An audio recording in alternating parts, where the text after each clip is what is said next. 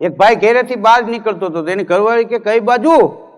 તો કે મને એમ થયું કે આજે જેતપુર આંટો મારું. તો કે એ બહુ સારું, લ્યો ત્યાંની બાંધણી વખણાય છે.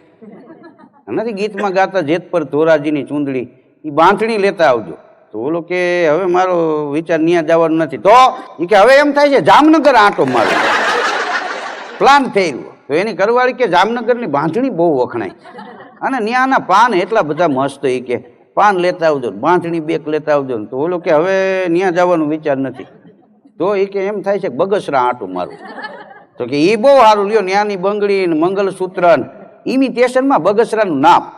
આમ થાય બા હાથું હોનું કે પહેરવા નથી દેતા, બેકમાં મૂકી આવે છે, એ લેતા આવજો. તો ઓલો કે હવે ત્યાં જવાનો વિચાર માંડી વળ્યો. તો એ કે એમ થાય છે સુરત આંટો મારું. એ કે તો કારી લેતા આવજો, સૂતરફેણી લેતા આવજો. તો કે હવે ન્યાય નથી જવું, પાટણ આંટો મારું. તો કે પાટણથી પટોળા લઈ આવજો ને, કે ગીત નથી આવતું શેલાજી રે મારા હારું પાટણથી પટોળા મોંઘા લાવજો.